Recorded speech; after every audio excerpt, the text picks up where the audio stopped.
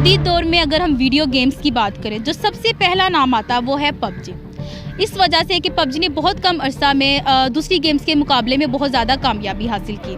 और अगर हम ये कहें कि इसको बनाने वाले ब्रेंड ग्रेनियर जो चाहते थे कि ये गेम दूसरी गेम्स के मुकाबले में डिफरेंट हो और इसको खेलते वक्त लोगों को उकताहट भी फील ना हो, लेकिन ये आपके दिमाग को इस कदर खोखला कर देती है जब आप इसका ज़रूरत से ज़्यादा इस्तेमाल करते हैं। यूँ महसूस करवाती है कि जैसा गेम में फ़ील हो रहा है वही आपकी रियल लाइफ में है।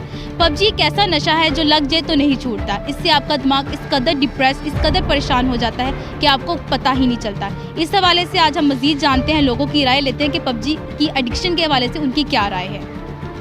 पबजी खेलने के लिए मैंने बहुत ज़्यादा मनी वेस्ट की है।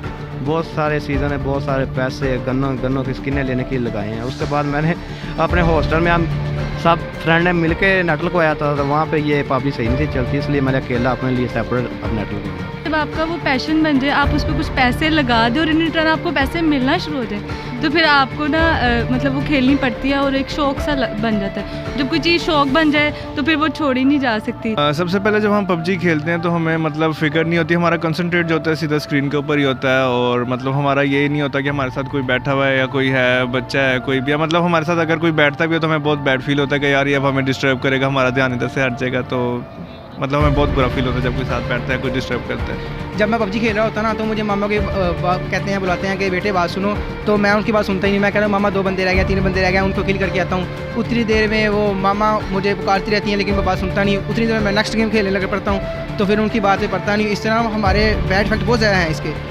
मोस्टली मैंने यही सुना है कि इससे ना दिमाग में जो है डिप्रेशन आ जाता है, इंसान के मेंटली तौर पे काम करना छोड़ देता है, वो किसी की बात सुनता ही नहीं है। क्योंकि इसमें एक लगता है मेरी जो एडिक्ट हो गया उस पर, तो फिर भी मैं खेलता रहता हूँ। कोई नाजरीन, आज हमने पबजी की एडिक्शन पे बात की और लोगों से उनके रिव्यूज़ भी लिए। लोगों का यही कहना था कि पबजी एक ऐसा नशा है या एक ऐसी लत है जो उनको लग गई है और अब नहीं छूटेगी। कैमरामैन अजमेर अली शाह के साथ ज़हरा अरशद।